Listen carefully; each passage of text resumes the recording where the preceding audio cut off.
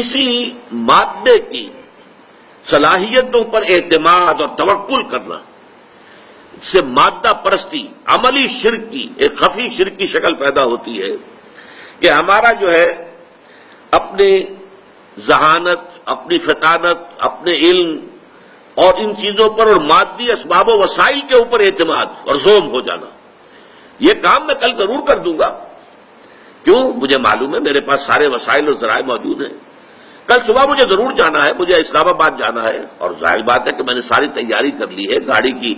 جو ہے وہ سروس کروا لی ہے، اس میں پیٹرول کا جو ٹینک ہے وہ فل کرا لیا ہے، سب کچھ ہو گیا ہے، تو اب کوئی رکاوٹ نہیں ہے، صبح اٹھوں گا چل دوں گا، کیونکہ مادے پر پورا اعتماد ہے، مادی وسائل و اسباب پر پورا اعتماد ہے، پورا توکل ہے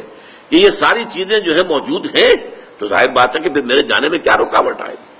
لیکن اسی بات کو قرآن مجید میں سختی سے روک دیا گیا، وَلَا تَقُولَنَّ لِشَيْءٍ إِنِّي فَاعِلٌ ذَلِكَ غَدًا إِلَّا أَن يَشَاءَ اللَّهُ،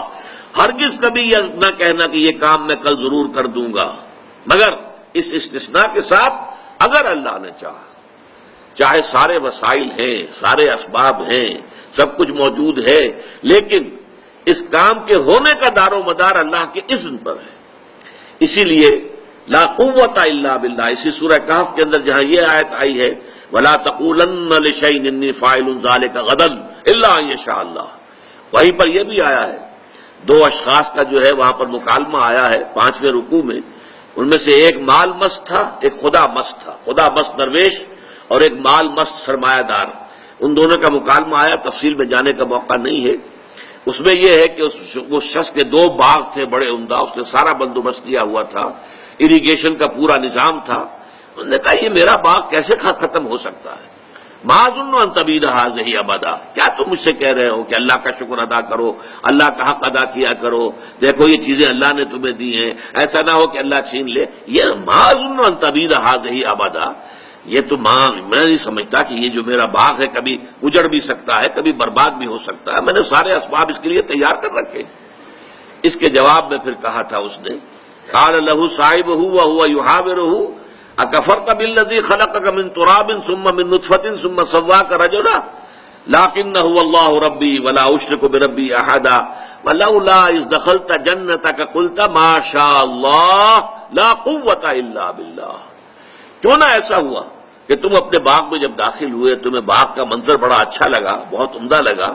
باغ جو ہے پھلوں سے لدا ہوا ہے، درخت جو ہے پھلوں سے لدے ہوئے ہیں، باغ میں بہار ہے، تو تم کہتے ماشاء اللہ، یہ سب کچھ اللہ کی مشیت سے ہے،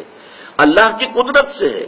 اللہ کے کرم سے ہے، اللہ کے فضل سے ہے، اللہ کی دین سے ہے، لا قوت باللہ الا باللہ، اللہ کے بغیر کوئی طاقت نہیں، کسی شے میں کوئی تاثیر نہیں۔ چنانچہ یہی بات شیخ عبد القادر جیلانی رحمۃ اللہ علیہ، انہوں نے جو اپنے بچے کو وصیتیں کی تھی، جیسے کہ ہم نے پچھلے درس میں حضرت لقمان کی نصیحتیں جو انہوں نے اپنے بیٹے کو کی تھی وہ پڑھی ہیں، تو وصایا جو ہے شیخ عبد القادر جیلانی رحمۃ اللہ علیہ کی، ان میں ایک جملہ یہ بھی ہے کہ میرے بچے اس حقیقت کو ذہن نشین کر لیں، لا فاعل فی الحقیقت ولا مؤثر الا اللہ،